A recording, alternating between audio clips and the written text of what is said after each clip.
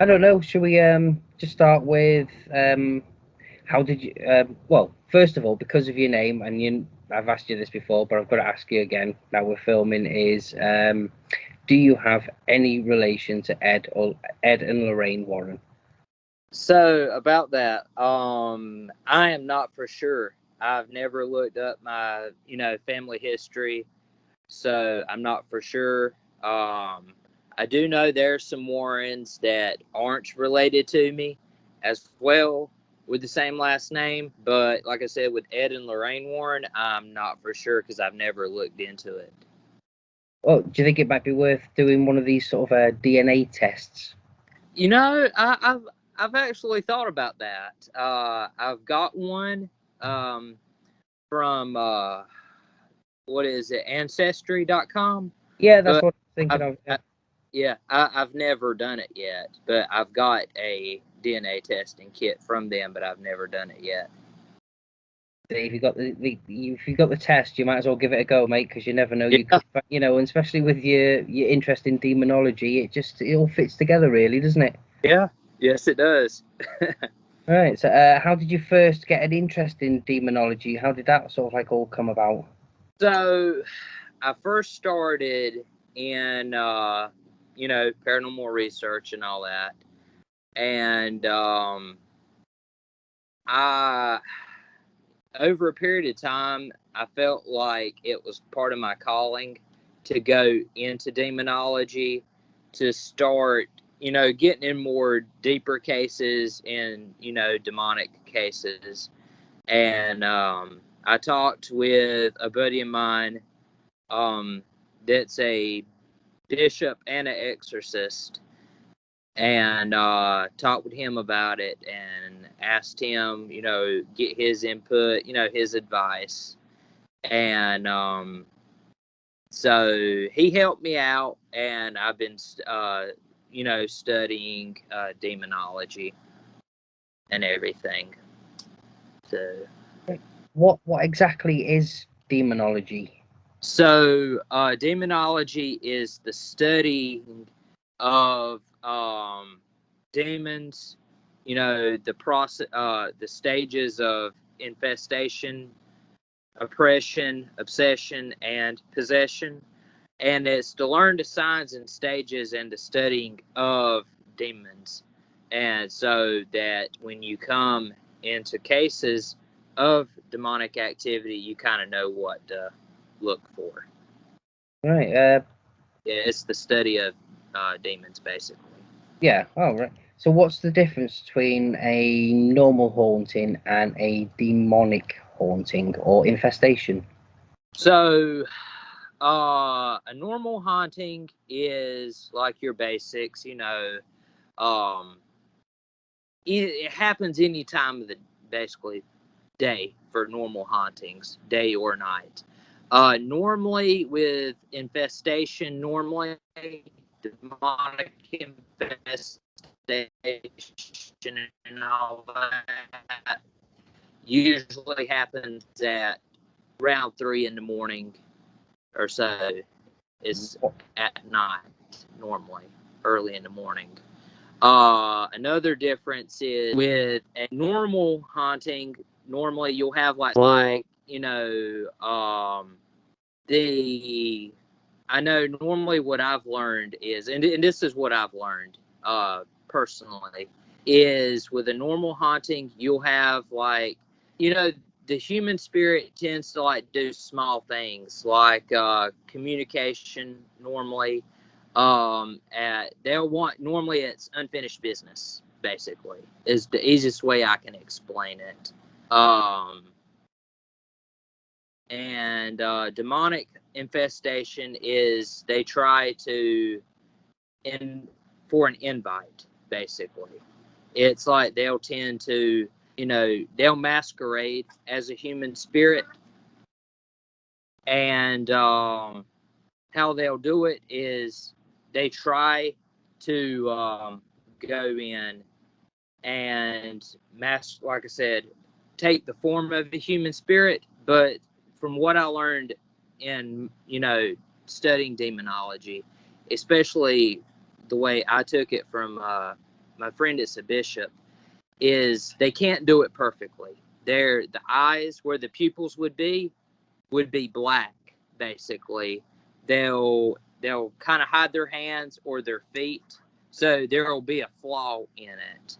And that's another difference to tell between a human spirit. It'll just show its full body, the hands, the feet, and all that. Which with a demon, it tends to hide part of it. Is a shadow person a demon, or is that a human spirit? So, I'll be honest. That I do know is mixed theory to what I've heard. Some people say it's a demon. Some people say it's something from another dimension, and some people say it's a human spirit. But honestly, as I'm aware of, they haven't really decided what it is. What They what haven't do you, really what do you do think what. if it is? I mean, I've heard some from. I haven't personally seen one, experienced it like interacting with it, but I've heard some people's experiences say it doesn't harm them, and I've heard some people say some of them harm them, and it's one of those things I've heard mixed accounts from it, but I think some of them may be demons. It's really hard to say. Right. What's your first experience with a demon or a spirit?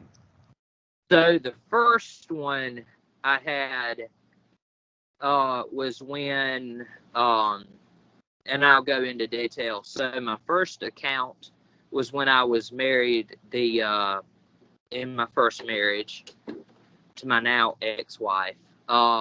We were at her mom and aunt's place, um, and what happened was I fell asleep on the couch sofa, and woke up. It was probably about, I would say, 1 o'clock in the morning. And obviously, I was awake and aware. And I heard, because what happened was, I heard it sound like somebody was coming from the hallway to go to the kitchen to get something to drink. And I happened to look in the corner of my eye and I saw somebody walking by. So I was like, maybe it's, her mom, my ex's mom, or one of her sisters. So I didn't think of anything about it. And I heard from the hallway, and I saw it in the corner of my eye, to the kitchen. And I never heard anything come, walk back around. So I'm like, let me see, if they're still there. I turn around, and the man was probably about in his late 30s, 40s at least. There were no other men in the house. And he, like I said, he was in his late 30s, probably 40s, and he was standing behind me with looked like either a cigarette or cigar in his mouth, just staring at me.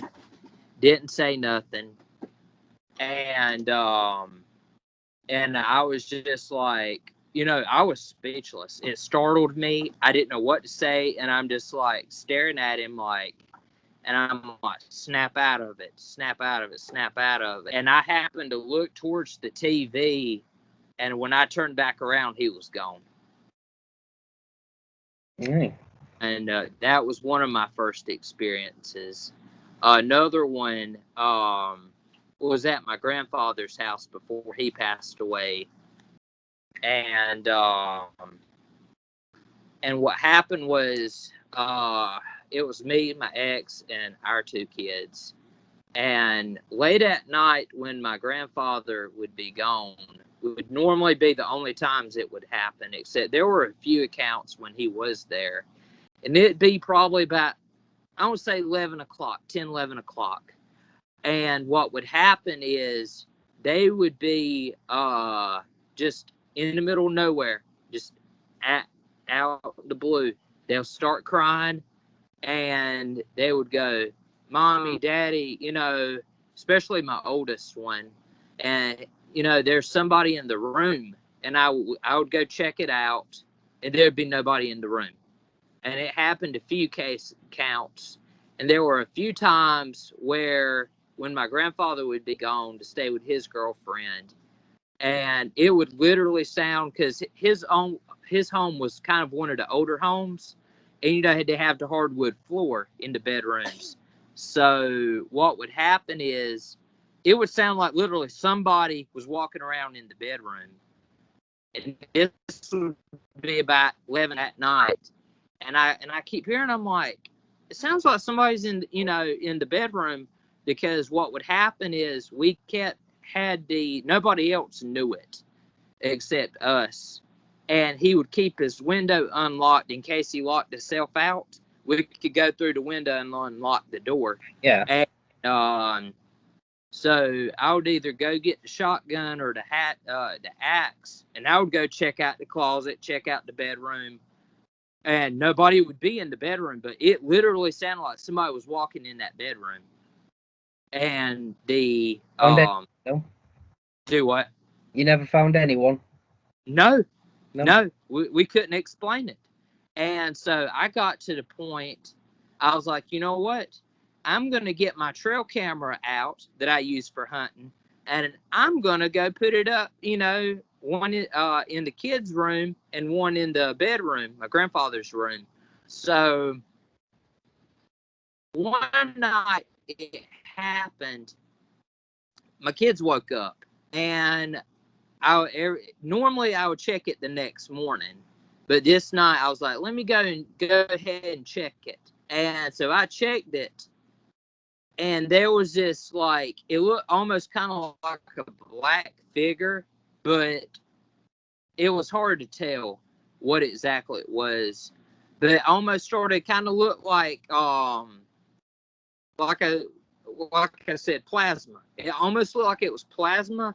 Then it manifested into like an apparition, and I'm like, what the heck is that? And I couldn't ever figure it out. I'm like, obviously it's something that was scaring them. So I looked into.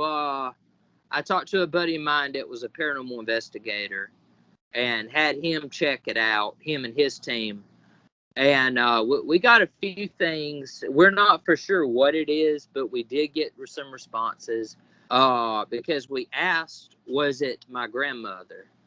That would have been my mom's mom and my grandfather's deceased wife. It was like, nah. And we asked, was it my cousin's mom that had passed away when my cousin was a baby? And we got some responses for that. But what else we got, it didn't have to do with that. So we're not for sure what exactly that was. If it was something that, followed me from an investigation, we're not for sure. Right, fascinating. See, you're a paranormal investigator, aren't you? Yeah. And you're learning to become a demonologist. Yeah. Now, what's the difference between the two? So, paranormal investigators, they normally, I know, just research the paranormal in general. Like, hauntings, stuff like that. They do, as well, demonic cases, but it's normally just, the paranormal in general. Demonologists, they specifically study demonic cases normally. So if a client says, hey, I think I may have a demon in my home, or let's say somebody contacts an exorcist and says, hey, we think there may be, an exorcism, possession involved.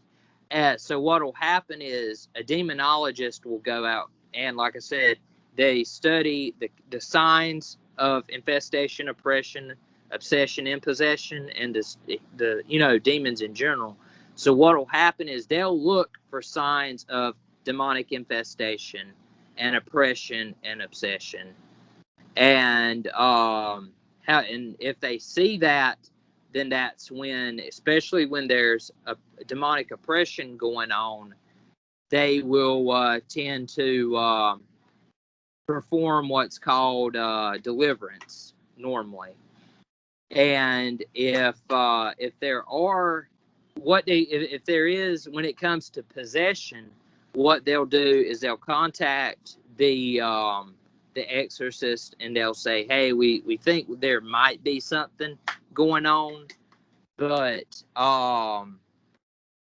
that's where the exorcist and all that will contact the client and say, hey, you might want to, they'll have the client that, there may be possession going on, and they'll have the client evaluated for mental health issues and all that. So if that comes back normal, and this, psychiatrist or whatever says they're not showing signs of, depression, schizophrenia, bipolar, and all that, then then that's when they'll start kind of looking at it in you know, a sign of possession. So that's where that'll come in. And then if that comes out as there's definitely demonic possession, then that's when the exorcist comes in and gets everything prepared, and then he performs the exorcism. Right. Just at this precise moment, I've just got to apologise for the sound quality for anyone that's watching. And it started raining, and I'm in my studio, and it's got a tin roof, so I can just hear the rain clattering. I don't know if you can hear it. I'm pretty sure it's going to get picked up on the microphone. Yeah. And sorry about the barking. Oh, don't worry about that, mate. Don't worry. Like I said, it's just started bloody raining here, so I can hear the rain hitting my roof.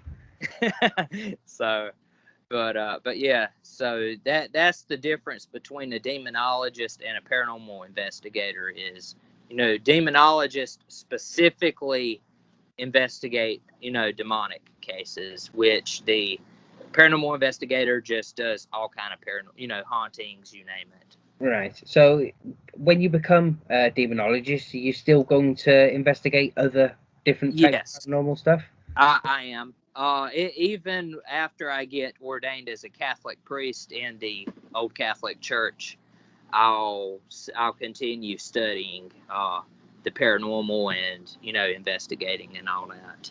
Right. So from the paranormal investigator side, what's your favorite subject of the paranormal? What would you like to go and investigate, or you have investigated? I have investigated the USS North Carolina, the battleship in Wilmington, North Carolina. I've investigated there. I've investigated another place called the Devil's Tramping Ground here in North Carolina, in Bear Creek, North Carolina. I've investigated a couple homes, but and I've investigated it's an old I don't know if it'd be considered plantation or what. I think it may be. I've investigated that. Yeah. Have you got any footage or videos for any of those investigations? I know the battleship we did. The one with the flashlight I sent you. That Yeah. was actually Yes. on that was on the battleship. Yeah, I'll be putting that on the screen for the viewers so they can have a look at that themselves. Yeah, that I don't have it. This other one, but because it was on an ex-team member's surveillance system. But we caught a full body apparition in the uh, med bay, sick bay, there on the battleship, and you could see the full body apparition of a soldier that Yeah. was on the ship. But I wish I had it, but I didn't. I don't. Well, if you ever get a chance to go back there, you never know, you might be able to get another Yeah. photo. Yeah. I just want to ask you, does a Ouija board really contact spirits and demons? So, about that, me personally, I've never used one, but I've talked with people that have used them, and most people I've talked to have clarified and said yes, they can. Um,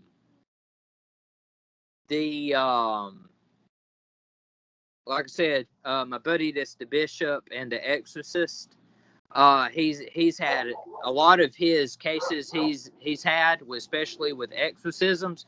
have been uh, were because of Ouija boards and stuff like that. Right. See, when somebody uses a Ouija board, how quickly could their home be infested by a demon? So, infested by demons, or a haunting through ghosts. It ain't got to be right away. I know. So what happens is, especially with demonic infestation and all that, they can go through a waiting period, which is I forgot the correct term for it, but it's like a waiting period they go through, and they'll just kind of wait, and then so what they'll do is, like I said, they'll wait, and then they wait for the most unexpected moment that happens in your life, and then that's when they go in for the weakest person, and they try to divide. So, for instance, let's say there's a married couple, or that lives together, or a couple that's in a relationship or whatever. They live in the same household. They start arguing. There's a lot of arguing and stuff going on. That'll start kicking up the process, and when every time there's you know things start getting better, then it'll start bringing stuff and start that back up again. Or let's say there's somebody going through that's trying to get off drugs or alcohol. You know, when that positivity starts coming back in, it'll start and bring that back, and it'll start trying to tempt you and stuff like that. Or let's say there's a death in the family, or a divorce or a breakup. When there's stuff like that, that's when it'll start kind of kick in, and it'll try to bring that, and they'll start trying to get your attention.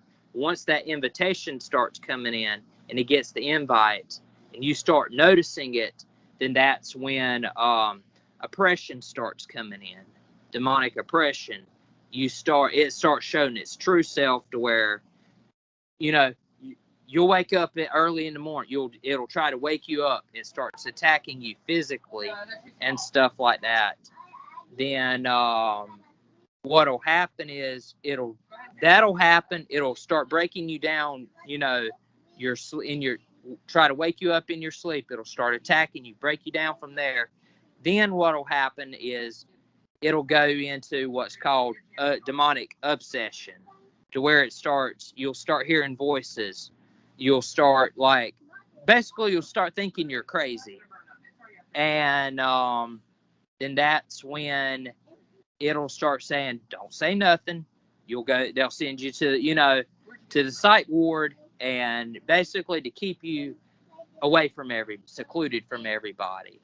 And then goes from there. It keeps on and on and on, and starts breaking you down. And then once it has you broken down enough, mentally, physically, emotionally, and spiritually, then that's when possession takes in.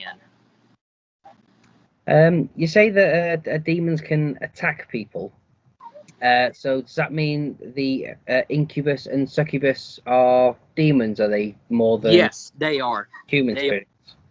Basically, easy way is they are, I guess you could say, they sexually attack you, and they physically attack you, stuff like that. And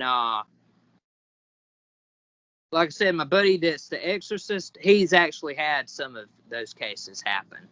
He's had 2 cases like that happen, and it's not good. And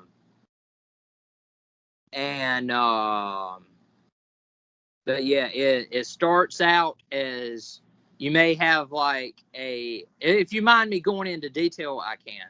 Yeah, Okay. go to full So, detail. Yeah. okay. So what happens is, it starts out as with a guy or whatever. It may seem like a wet dream, and it seems pleasurable at first, and then once it gets that, like I said, that invite, it starts getting more physical and more a lot. It gets worse basically, and that's where it's real bad. So that's what happens is it works the same way. It breaks you down basically before possession. Sorry about that. Hey, sorry, don't worry about it. It's just started raining again, so I'm going to apologize if the sound quality goes. uh, what's the most scariest investigation you have ever been on? This scariest investigation was when I went to the Devil's Tramping Ground. Okay, can you tell us a bit about that? Yeah, sure. So that what happened was he we went and we had the it started out as the we got there and there were a few people that had gotten scratched and started out with that. Then we had a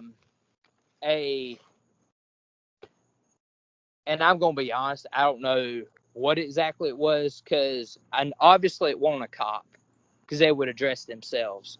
But it looked like a vehicle that kept stalking us, and it got everybody shook up. It got everybody concerned, and we eventually left. But yeah, nobody got out. It just kept, it just kept going and stalking everybody. But other than that, we had what really got it was after we got done. But while we were there, we actually caught on camera a full body apparition. We're not sure what it is. I think it's more of an elemental, my personal opinion. Um, What exactly is an elemental? so my knowledge on the elemental is it's inhuman. It was never human in the first place, but it's more of like a guardian spirit of the land, basically. Right, so And the opposite of a demon, then, is it? Yeah, do what? the opposite of a demon. Yeah, yeah. So I know some people say, "Oh, they're demons," but like I said, normally between the two is from personal experience and accounts with elementals.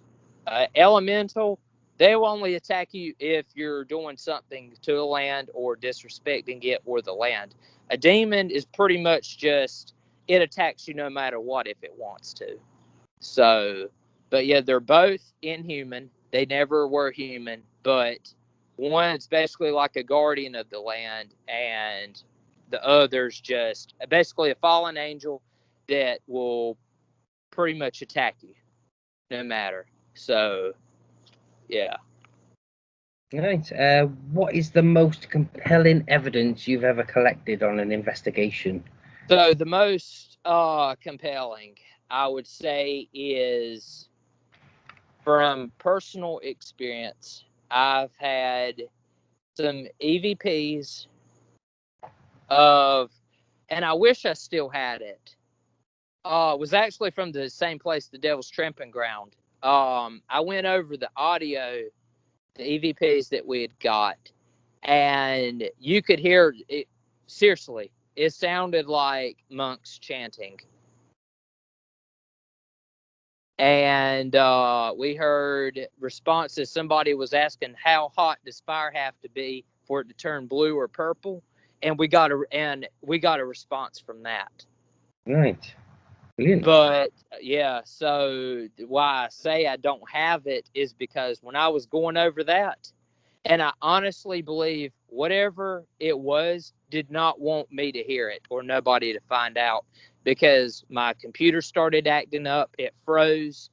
It went from that to you could play the audio, but you couldn't hear anything. And then after that, my audio recorder just quit working altogether. Yeah, you seem to get, I hear that a lot when it comes to paranormal investigations, that equipment just cuts out for no reason. Yeah. Um, have you ever been attacked on an investigation by a demon or a spirit? Uh, Not personally on an investigation, but I have been attacked off of an investigation, but not on an investigation. This sort of leads into that sort of leads into my next question. Have you ever been followed by no, I'll say that again. Has a demon or a spirit ever followed you home from an investigation? Yes, and the spirit has followed me home. Can you tell us about that? What happened? So while we were at the Devil's Tramping Ground, uh, like I said, we got audio, we got all that. We got the name Rachel come through. And after the investigation, we got home after the whole situation that happened with the audio and all that. Um, I called up my co-founder and I was like, David, I've tried using Alt Control Delete everything. Computer's frozen. And he's like, call me on FaceTime and I'll check it out and show me what's going on. As soon as I go outside with the computer and my phone, my computer unfreezes and my phone freezes, starts acting up. And it only happens for a little bit. It freezes, then it goes back to normal. And he said, Mark, is there any females around you or whatever? I said, no. I said, the only people that's here at the house is me and my mom. I was like, why? He said, when you went outside, basically, when I went outside and my phone froze, there was a young female about my age at the time. I was probably about 21, 22 at least. And about my age, standing behind me, dark hair, glasses similar to mine that I had before these, except with darker lens, staring like right behind me, smiling right behind me.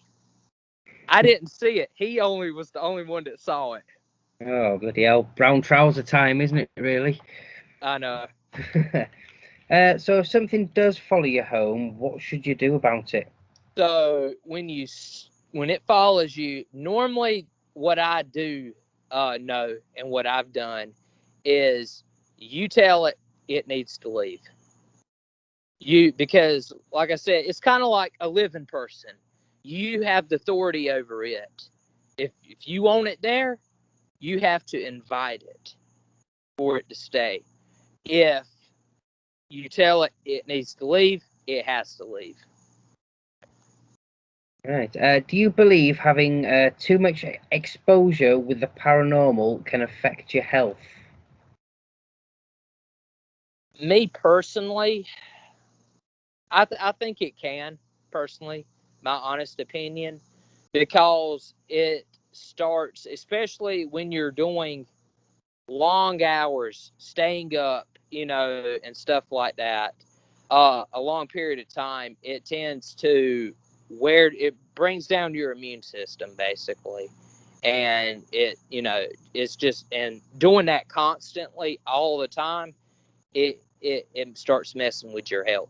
I know there was one time it did that to me, and I was probably sick for a couple of days. Um, So how did that happen?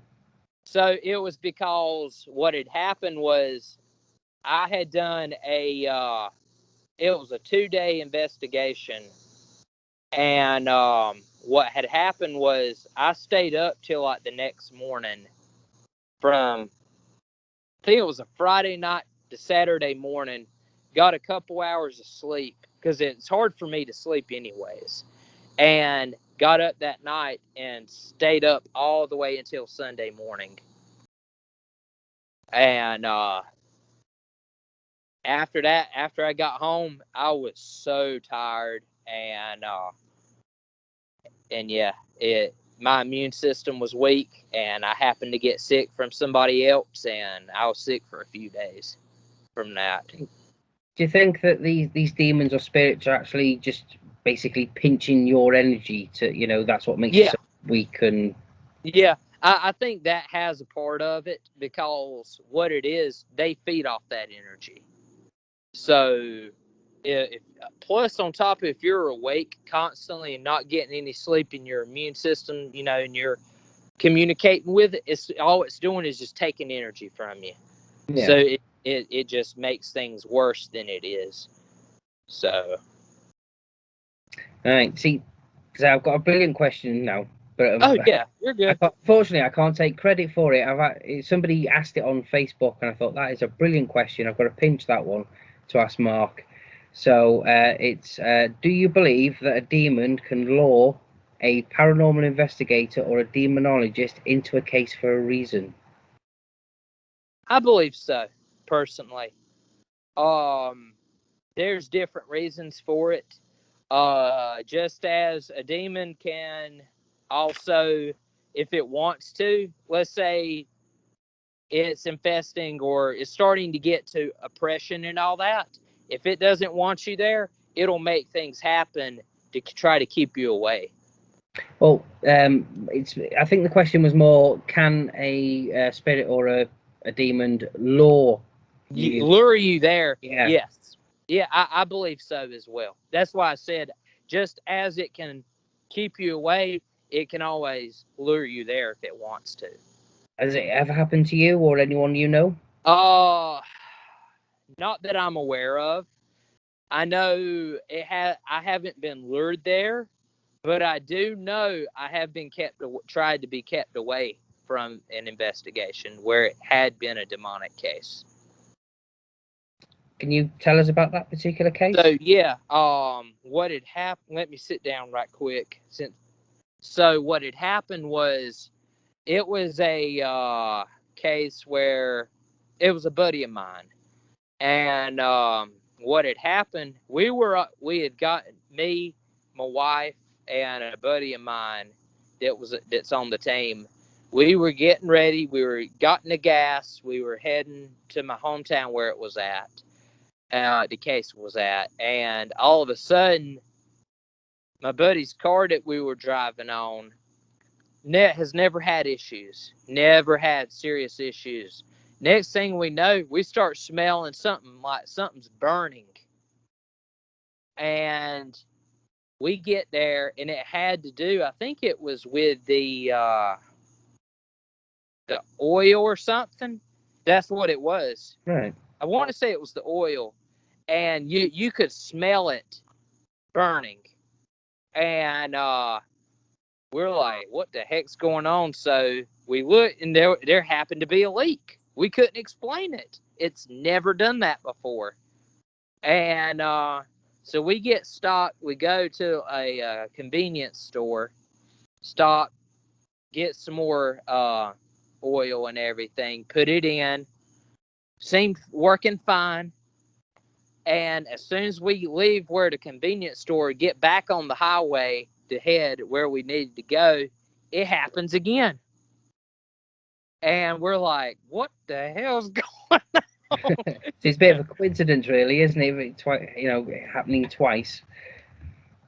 uh, I mean, to me personally, I think it just, I'm, I wouldn't say, I mean, it possibly may have been, but like I said, he's never had those issues before. And it just seems kind of odd. It happened to be a demonic case, and it just seems kind of odd that just out of the blue, out of nowhere, his car starts having trouble, and us having to get onto the side of the interstate highway, and vehicles speeding by, and we're having to wait till the client, that's a friend of mine, happens to get there to help to make sure we get there safely.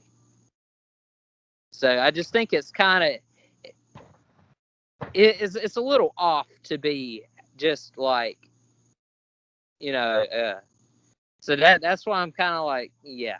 So Did you ever get to that investigation? Yeah, we did, You did. and I investigated, and so we actually found out from talking to him, it actually come from the hospital that's right across the street, the old hospital, this abandoned, this right across the street from his apartment. And what had happened was he brought something home from that hospital, and we feel like it followed him from there. How exactly did he get rid of it, or did he get rid of it Yeah, haunting yeah. him? So we investigated. I did a cleansing, and the item that he brought from that hospital, I said, you need to take that back, and he took it back, put it back, and he hasn't had no more issues since. See, I've heard something like that before. I've heard a story about somebody going to, I think it was, oh, it's definitely somewhere in America, but it was like a ghost town, and somebody had taken a rock. It was on a documentary. It could have been the scariest places on earth years ago or something. Yeah, Slightly remember it, but they'd taken a rock, just a small rock off the floor, and they were just then getting endless bad luck until they until they brought that rock yeah, back. And as soon as they yeah, brought it back, all the bad luck stopped. yeah, So, there's definitely something weird going on out there, yeah, isn't there? You can't deny any of that. It's just a matter of what exactly it is. yeah. Um, could you tell me exactly what an exorcism is? So an exorcism is where it's performed when somebody's possessed, where the demon takes over their body, basically. Um, and so, to what I know of possession, like I said, it's the demon takes over your body. You're just being tormented. Uh, basically, when an exorcism is performed, and easiest way I can explain it is okay. Let's say you own a car, you're driving, and somebody takes over it. You have no control over what the demon does with your body. Basically, it can do whatever it wants. You have no control. Is But the human conscious of them being taken over? Do they sort of, uh, like you say, sat in the back so, seat of the car, you can still see what's going on? Is it the same for somebody that's possessed? so, from what I do know, from taking a class on that being explained, is the person's not aware. They have no they have no aware, they're not aware of what's going on. It's like they're in a they're kind of like in a, what's the exact word for it, they're like in a comatose like state, basically. Yeah. They're not aware of what's going on. The demon has control. But yeah, so that's actually how a true possession works, is they're not aware. Do demonologists perform exorcisms?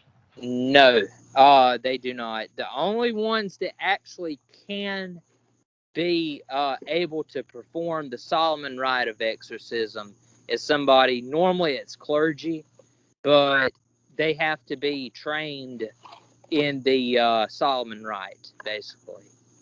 So they have to be trained in it, and they have to be, learn what you can do and what you can't do. So during an exorcism, for example, uh, is you have to have medical professionals there for the person that's possessed and the exorcist, because what happens is the demon that's possessing the person can kill the person or the exorcist, and it's basically the battle of the intellect and will of the person that's possessed, the demon, and the exorcist. Right. Could you sort of walk us through the process of an exorcism? How would it start? Starting from, a parent's just discovered or thinks that their kid's possessed. How does it sort of go from there? Uh I haven't learned much on that. So from what I do know, I can tell you. But like I said, I'm not really like I haven't been trained in it, and I'm not like I haven't really took that many classes, so I'm not for sure really 100% what's all involved in it from besides what I know. But what I do know is the exorcist has to, before he can perform the exorcism, he has to go to confession. He has to, so if there's anything that's going on in his life or whatever, he can get it off his chest so that when he gets there, the demon can't use whatever against him. So he has to go to confession. He has to fast. He has to, pray, meditate, and all that to be prepared. Then once that's done, he has to get the person that's helping him, the assistant. Um, the assistant has to do the same thing and go to confession and all that. And then once that's done, contact the medical professionals, get everything together, and then they go into. So once they get there to perform the exorcism, like I said, the medical professionals have to be involved. They have to take vitals. It starts out, I think it's Litany of the Saints, and a lot of those. Then you have to read the riot basically and everything. And once that's done, you read everything. Then you command it to address its name. Basically, command it to tell its name.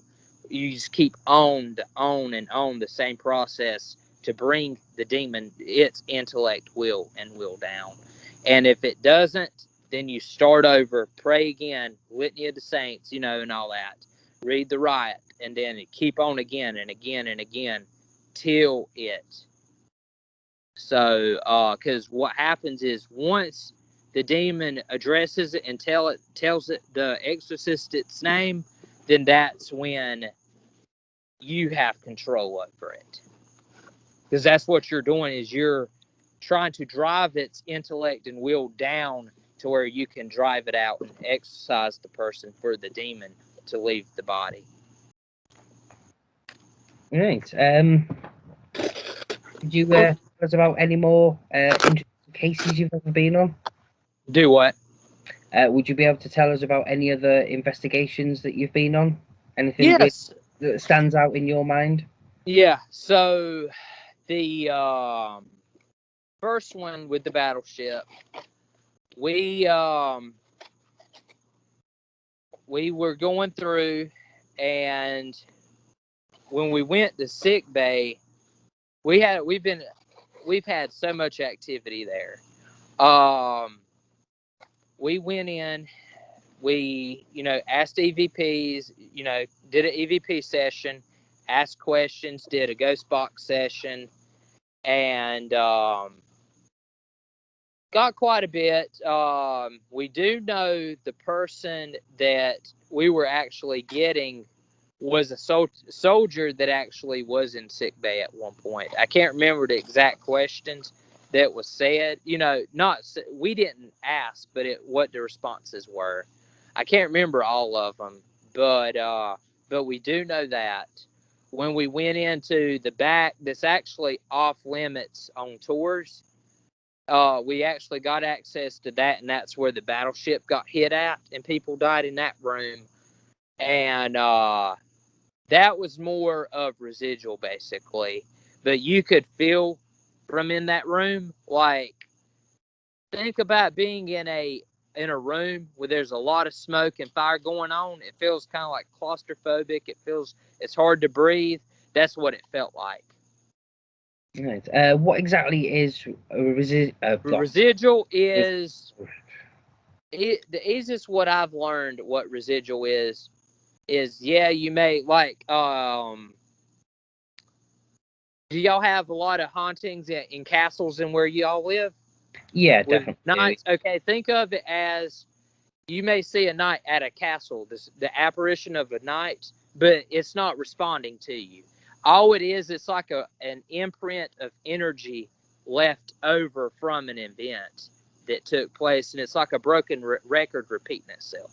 So you may hear, talking or whatever, or see apparitions moving, but they're not going to react to what you're asking questions because it's not aware. It's just residual energy and imprint left of what happened in an event.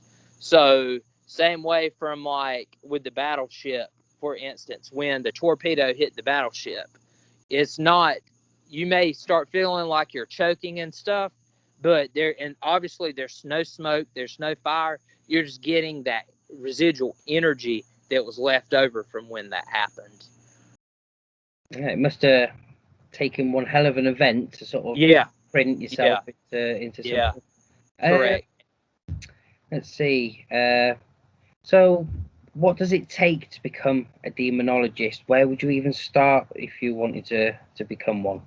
Oh, really, from what I know from Bishop has said, is really there's no class on it. You just kind of study, read books on it, and learn about it, and just basically study. So really, there's no like degree or nothing. You just basically learn and research by reading books and stuff that actually helps, study it. So I know a good book to read is I'll send it to you, but I know one of them is a good one that especially exorcists involved is I think it's In the Eyes of an Exorcist, and it's actually written by Bishop James Long, and you can get it on his, and he's the one I was actually talking about. There's that book, and the book on the Ed and Lorraine Warren wrote, The Demonologist. There's that book too. That's actually a good one to read about.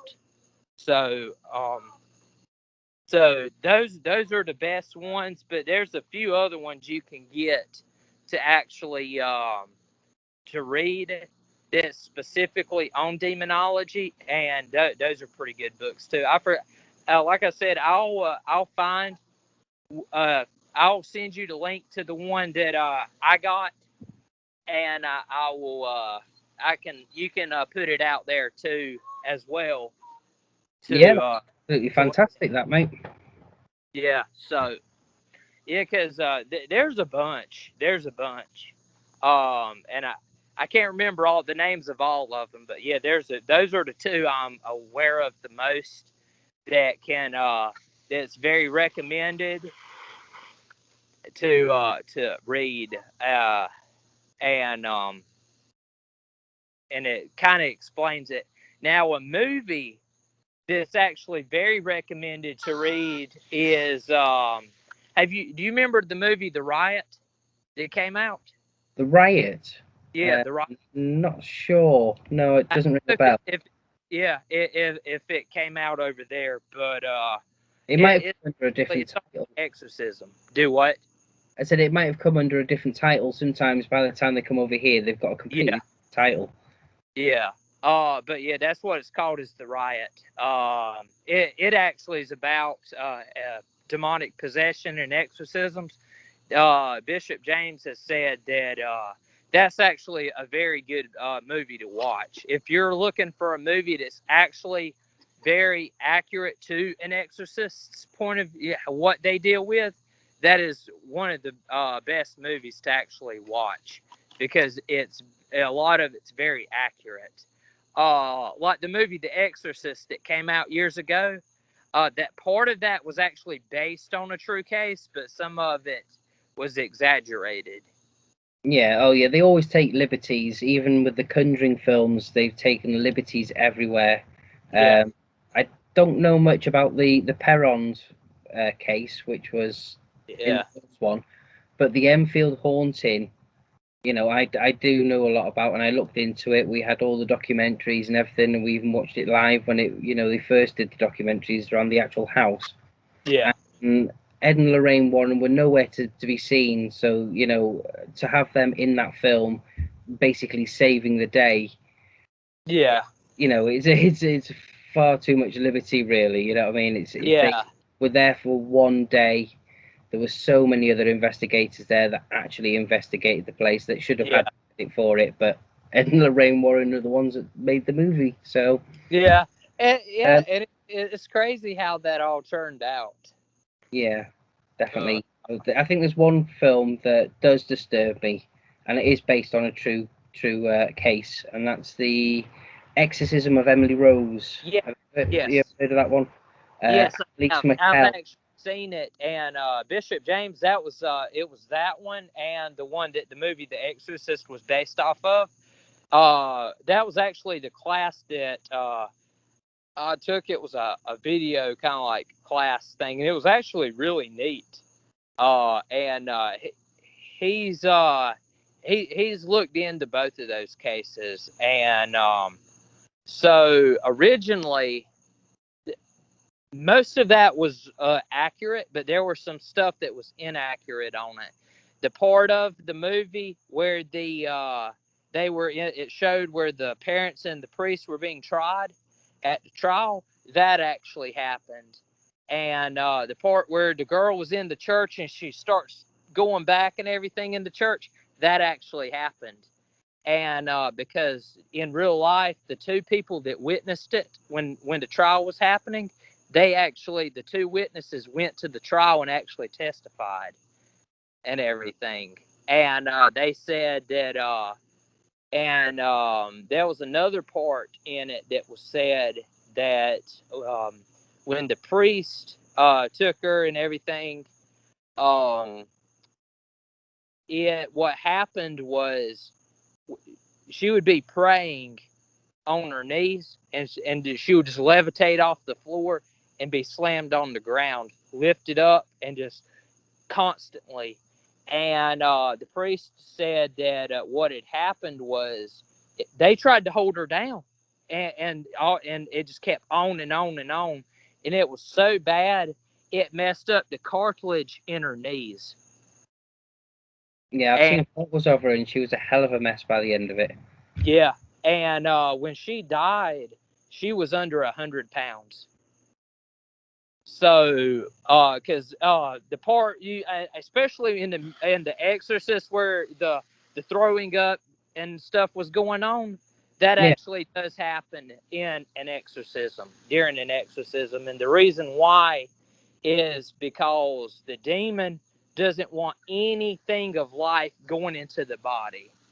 So the only time a demon will allow something like that for the person that's possessed, the host, to consume anything is like for water, for any liquids, just enough to keep the body alive for it to continue the process. But basically, what's going on is the demon is basically torturing the host constantly from the inside, and that's what it's doing. And the only thing with Annalise McHale's case was what killed her was due to the fact that yes, she was possessed, but the especially the parents. And like I said, during an exorcist, medical professionals have to be, uh, in place and be around and all that, being present. There were no medical professionals there. They didn't allow it because they didn't think she needed medical help, which she should have gotten medical help. So when she needed it, the priest, to what I understand, apparently the priest asked about it, said something about it, but the parents won't having it because they're like, she needs an exorcism, not medical help. So they didn't want any medical professionals there. And when she was, after all that throwing up and everything from it, she had nothing to eat, nothing to drink, except maybe I think it's a little bit somewhat after, but basically she died from not having anything in her, and she had just lost so much weight that she basically died from that. But she was possessed to what they do know. It wasn't a permanent possession. Like basically the demon had just like full control. It was there, 24/7.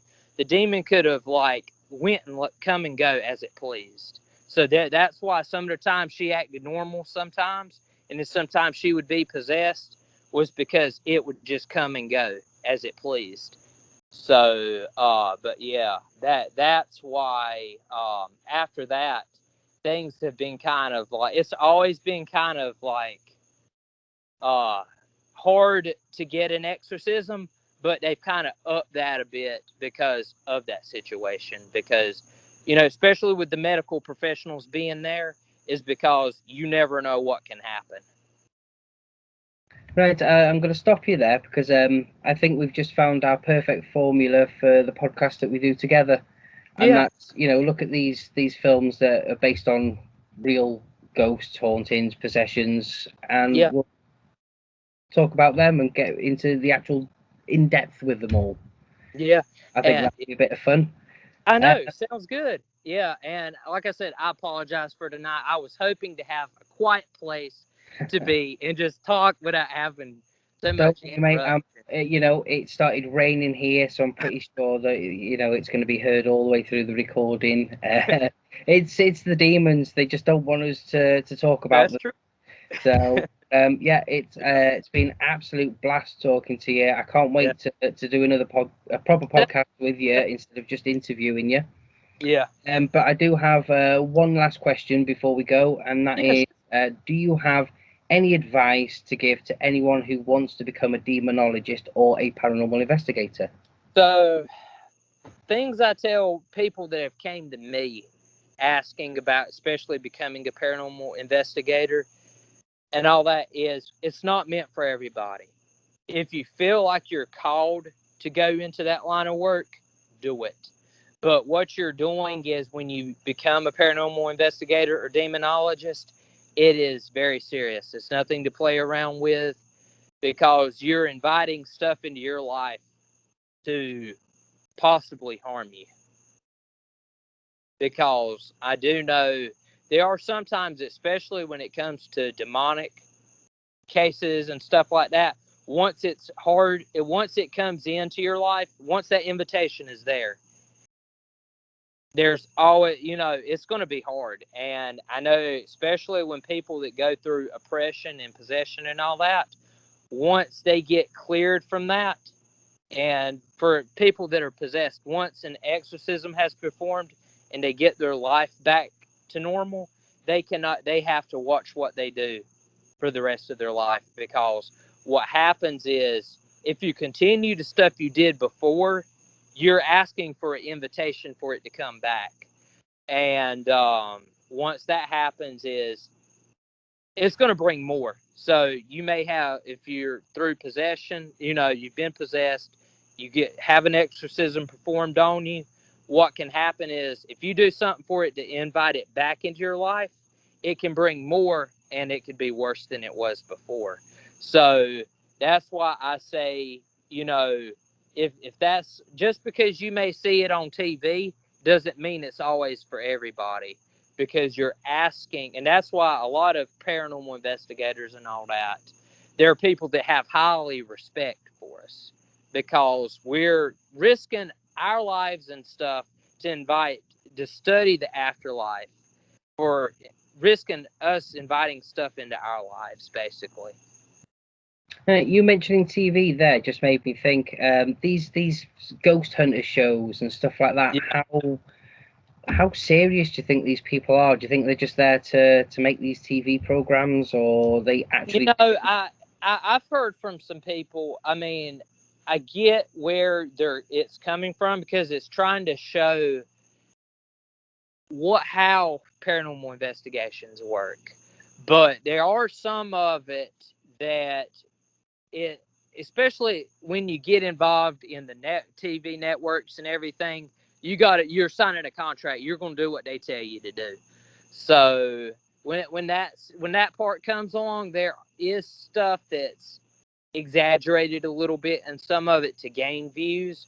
But like I said, I don't think all of it's fake. But I think there's some that, like I said, when you get on TV networks and stuff, and you work with those, you have to sign that contract to whatever they tell you to do.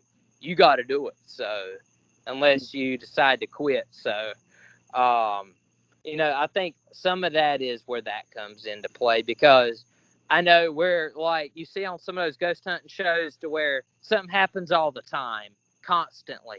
It's not going to happen that No, like I've been on loads of investigations and I've sat around for days and nothing happening yeah. whatsoever.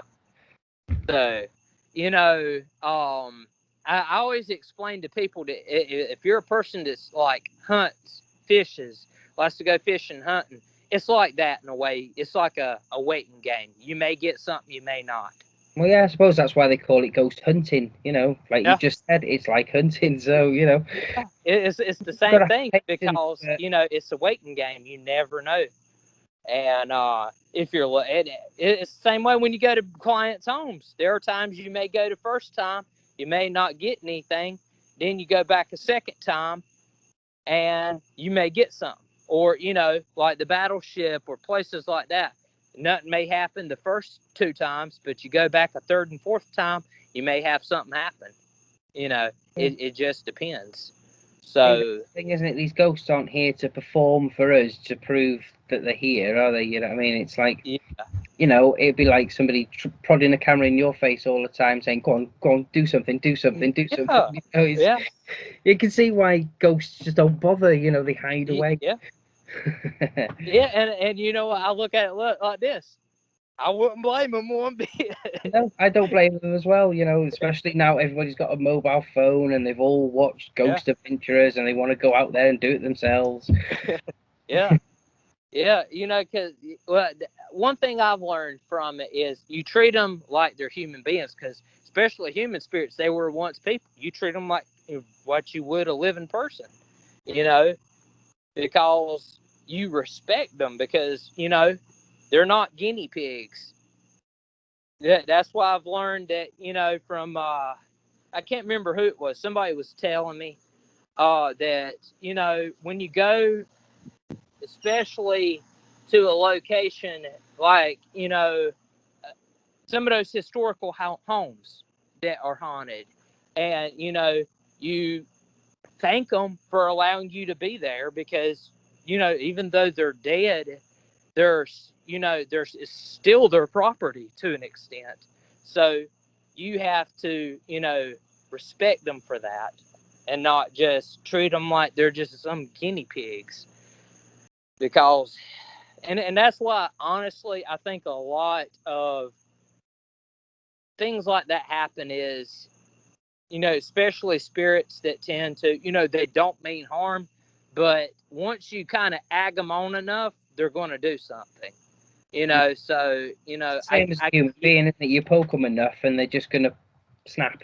yeah, because they're dead, but they were just like us at one point. You have to have those boundaries and that respect. So So that's another thing I can advice I can give for people that want to go into that. If it's that's what you want to do, then that's the best advice. Is even though they're no longer alive, respect them still because they were just like us at one point. And all they want is respect. They don't want to be treated like a lab rat. And so, other than that, I mean, with demonology, studying demonology, once you go into that line of work and you become a demonologist, be careful because what you're doing is you're putting yourself out there for something to come into your life that you don't want. So that's another thing of advice I can give. yeah, that's perfect advice for somebody that doesn't believe as well. Even though that you don't believe doesn't mean that you should go out and mess with things that you don't Correct. really understand because you never know. It could be true. I'm a skeptic. Yeah. I have taken a few photos from haunted places that I can't explain, but you've still got to be careful whether you believe or not. Because if you don't Yeah. believe, if you're a non-believer and you do piss off a spirit, you're still going to get screwed whether you believe them or not.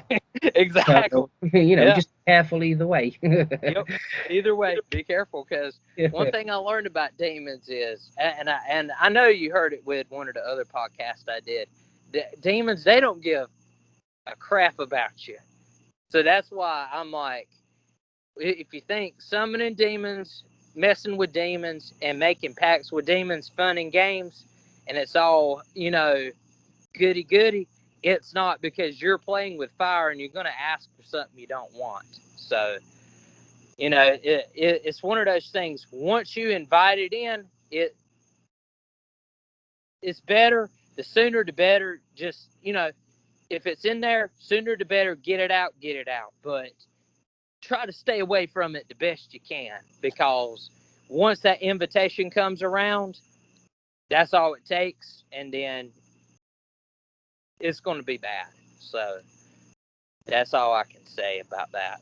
Yeah, so whether you believe it or not, is it really worth giving it a try? Because most, No. these people that don't believe will soon change their mind when they've messed about with it and something happens. Yeah. Oh, Yeah. but by then it's too late, then, isn't it? They cause Yeah. themselves out, so it's Yeah. just not worth it. Just don't bother. Correct. Right, I'm going to leave it there, mate, because it is now 2 o'clock in the morning here. It looks like it's getting very dark where you are. Yeah, it's 8:55 right now. 8:55. So yeah, it's been an absolute blast talking to you. I will message you tomorrow